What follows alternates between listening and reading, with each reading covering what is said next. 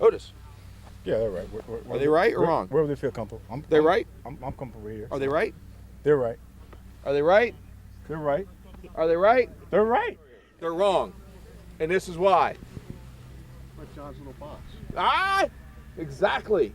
But what dictates that little box? It's not just an arbitrary box. We can sit out here and say, get anywhere inside of it.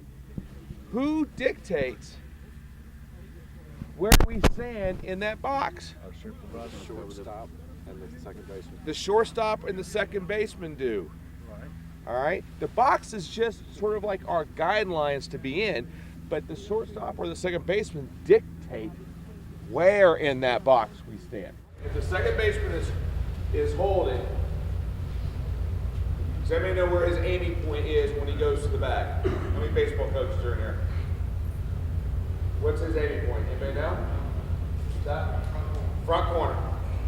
He's aiming for the front corner of the bag. Why? It's the closest distance for the ball to travel from the pitcher. Does everybody understand that? Got it? If the shortstop is holding him, where is his aiming point at? The back corner. Roger says, I'm going to be up here closer. Well, why would he want to be closer? Because the second baseman's holding. Tommy and Charlie said we're both going to be deeper. Why would they be deeper? Because the shortstop would be covering. All right? And let's talk about that for a second. Because you're setting your basis up on the fact of having a pickoff at second base, correct? Correct. Where, if I am the shortstop, where is my aiming point at the bag? Brian, go point to it. Show me where my aiming point's going to be. Oh, really? Back here. Oh, we're all the way over there? Yep. I'm over here. You want me to go all the way over there? That place is closer. Well, but that's where he's going to be sliding. Ah, there we go. You're almost correct. I'm going to give you half correct on that because you were half right. Okay. His aiming point is this back corner, right here, this corner. Why? Because the front corner is where the runner's going to be sliding, and if he comes up here and makes contact, what do we have? Obstruction, which means the runner will go where? Third base. If there happens to be a runner at third base, guess what happens to him? He scores on a simple pickoff play. And then guess what we're going to have? A problem. There we go. So his aiming point is the back edge of the bag. All right? In reverse, if the second baseman is coming and he's aiming for the front corner, and our wedge philosophy that we've been talking about all day, where is the best place to see that tag? Up here, correct? He doesn't have to worry about obstruction, and he wants to get the closest distance of the flight for the ball. In other words, he wants to put himself as close to the pitcher as possible, but the flight is as fast as, so the flight from glove to glove is as fast as possible. If the shortstop is covering, and the runner's sliding in, and we do what we've always done, does that go with our wedge philosophy? No. Think about it. Jojo, give me my runner here. Yeah, boy, jump up yourself. You don't feel it. So Joe's my runner. Dan's my shortstop. The shortstop starts to cover. Joe starts sliding back in. And I come up here, put the tag on the bottom. Can I see that from this angle? Can I see that from this angle? See where the wedge is? Everybody go over where Andy's at. Can't see the front of the bag. Who cares? The tag, it's going to happen out here as I'm coming back. That's where the tag's going to happen. All right, where's your wedge at to see that? Right there. Our starting point is dictated off who is holding the runner. And what's our key to find out besides just turning around and looking? What else might we look at to help us determine who is holding the runner? What is it? Say it. Right-handed or left-handed batter? A right-handed or left-handed batter. If we have a right-handed batter, who will be holding him on? Second baseman. It's the opposite of his pull side. So if it's a left-handed batter, it'll be the shortstop. Now here is some of the great things about when we're getting about setting up. Remember one thing. We want to start with our right foot on the cutout. That's 13 feet from the bag. We want to stay on that 13 feet radius. So that means for every step back we take, we have to take one to the right. 1, 2, 1, 2. Everybody see where I am right now? Yeah. Okay, Tommy, do me a favor. Start at the same point I did, and just keep walking, go back, straight back. 1, 2, 3, 4, get the same angle, 5. Now he's at the same angle I am, correct? You got the same angle? Right. You can't, you're right through me. Look at the distance I've lost by going straight back and not taking a step over and staying on the radius. See the distance you've lost there? Now, how deep can you get?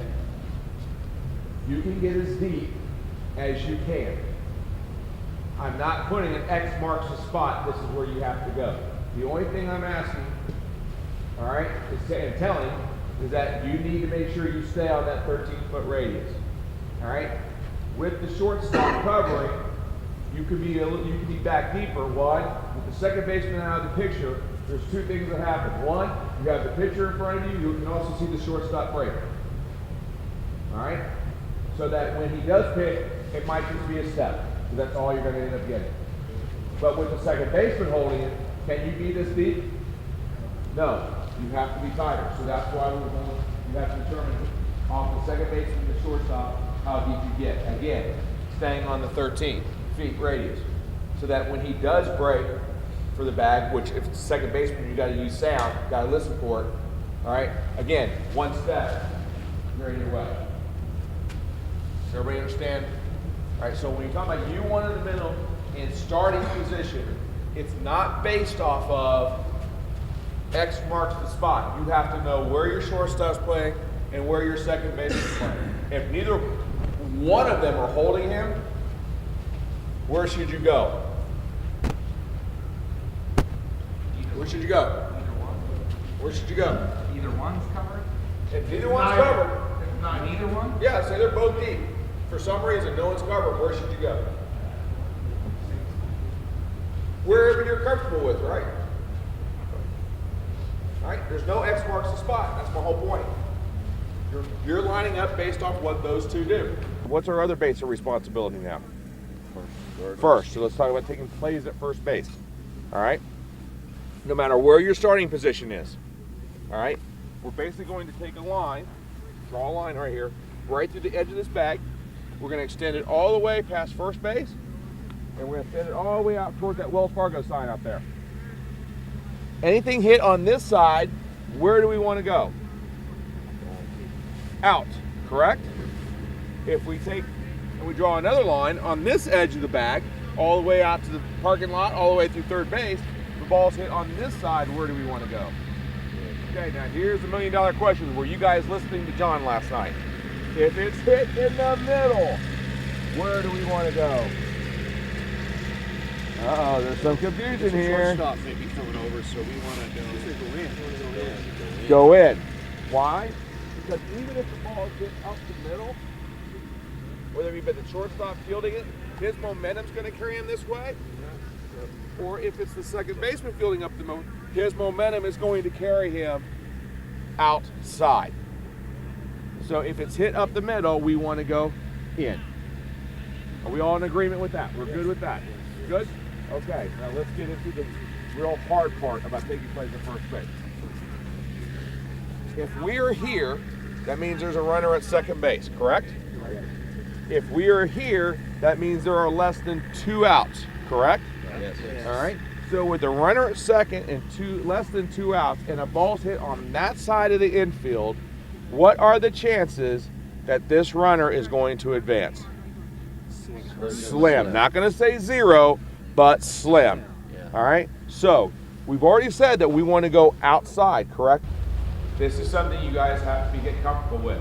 Is taking plays out here, because you don't have 2 outs, or you would not be out there. And then anything hit to that side of the field, what's the chances that he's going to advance? Very slim. Well then, how do I do all that? It's easy. You get your you go as far as you can that you can still get back to second. After you have to play at first, then you come on a parallel line back. Because let's think about it. If he's coming back to the bag, he's coming back to this edge. Where's the fielder going to be? On this side of the bag. All right? If we're back to here, this point here, okay? Everybody get right here. Come on, Morris. Everybody get right, huddle around Morris here. Okay? All right? Where is the fielder going to be that's going to field the ball? This side of the bag, correct? He's going to catch the ball. Where's the runner coming to? Where is our wedge to see that? Right there. If we try to get up inside, well, what will we see? See the back of the fielder. Because he's going to catch it and come this way for the tag, and you're going to get, all you're going to see is the back end. The big thing we see, and it scares the hell out of us, we have umpires who do try to go to the outside, and then they want to come back inside. All right? If you go out, you stay out. All right? If you go out, you stay out. So to review real quick, I'll play some first. Anything hit to the third base side, we want to go out. Anything hit up the middle and to the second base side, we want to come in and get our anchor. And then if we do go out, we stay parallel, we stay out and come back to the bag. All good? All right, so we're any questions about U1 in the middle? Perfect.